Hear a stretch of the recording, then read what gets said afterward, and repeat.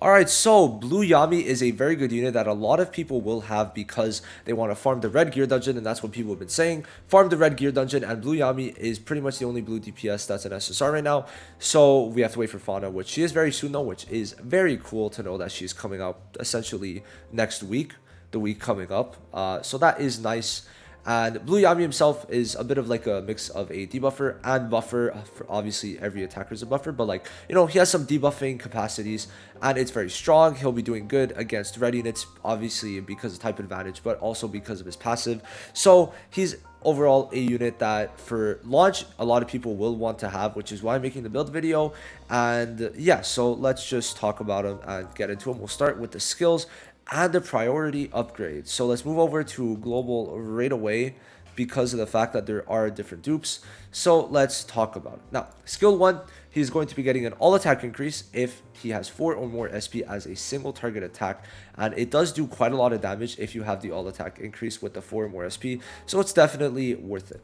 Then the skill 2 is going to be an AoE that is going to be applying HP recovery immunity and SP plus 1. And then if you have the skill page, it's going to be applying SP plus 2, remove one of your debuffs, and if you remove the debuff, granting increased damage dealt by 15%. So the skill 2 becomes very strong. And let's say for something like the Noel point event, it's going to be a debuff and a buff, which is going to be giving double the points because it's instead of 40, it's going to be 80. So that is very good too. It's a very good skill. And the HP recovery immunity, basically blocking HP, does make it so that does actually pass through Mars's debuff immunity. So it's a very strong thing to be placing on the enemies because it cannot be blocked.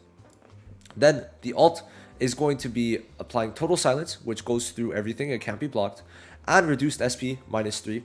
And reducing the SP minus 3 does make it so that the enemies cannot actually use their alt. His alt is definitely basically the main part of his kit.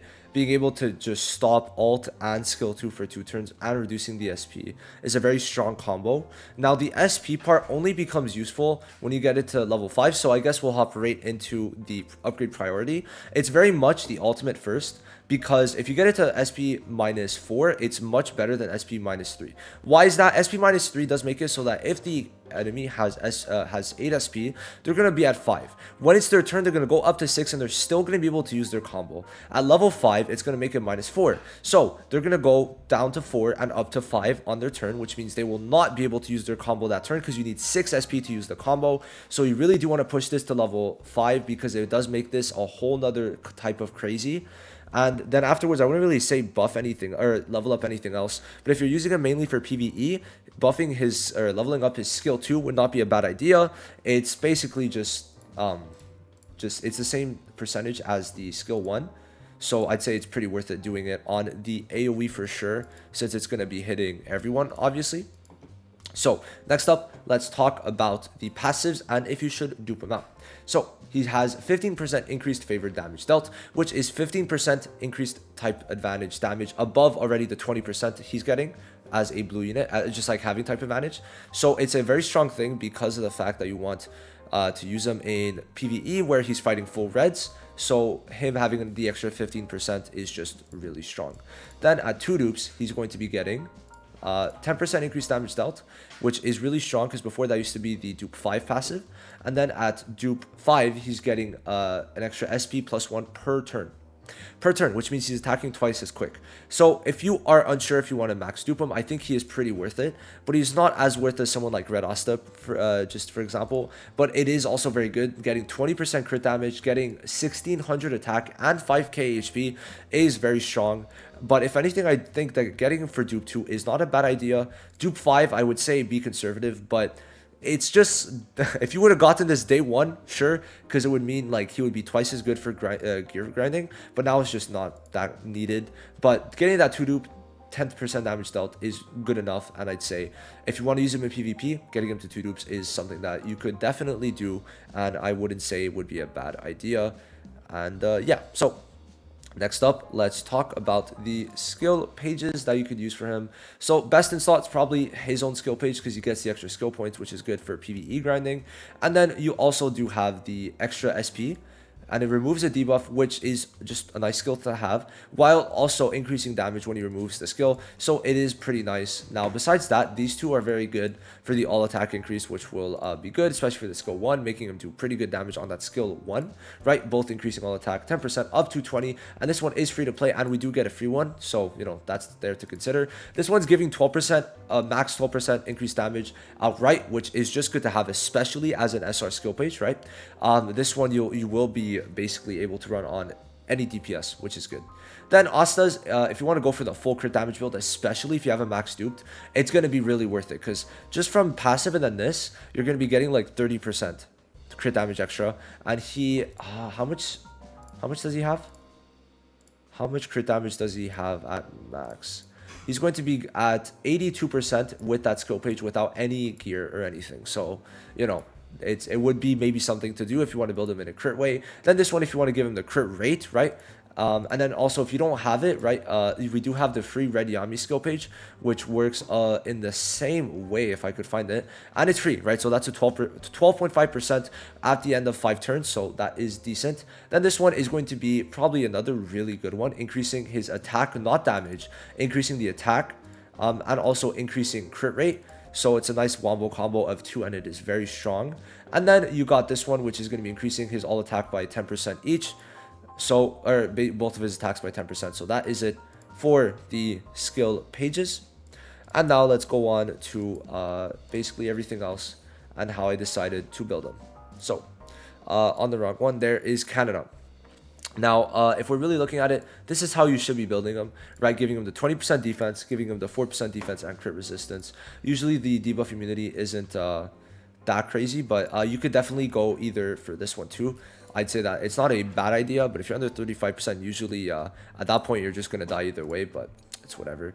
Now this, I would say go for the 7% magic, sorry, not magic, 7% attack plus 5% damage dealt, because you're going to be building them mainly with attack, and the 5% damage dealt is very strong. And then here, give him the SP one, plus also the blocking, the damage resistance, so that he has a chance to reduce damage up to 30%.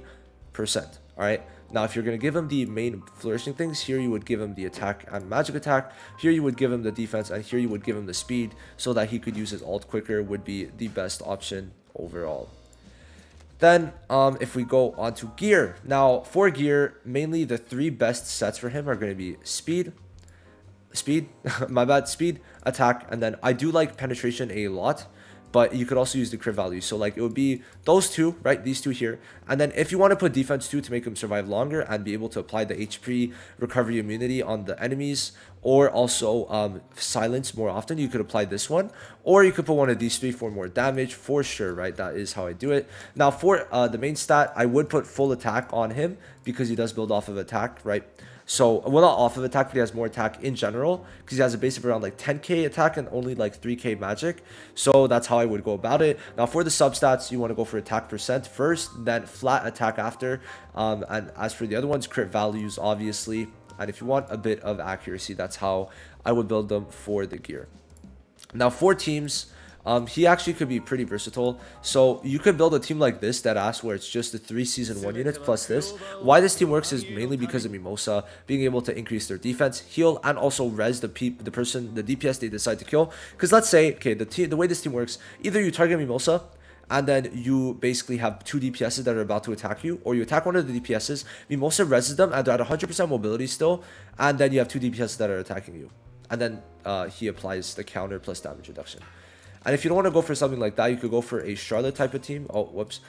Charlotte is very strong, and everyone does have access to Charlotte. Or you could go for maybe something like this, or even put Sally, for example, if you want to put Sally. That does work. Or William obviously does work too.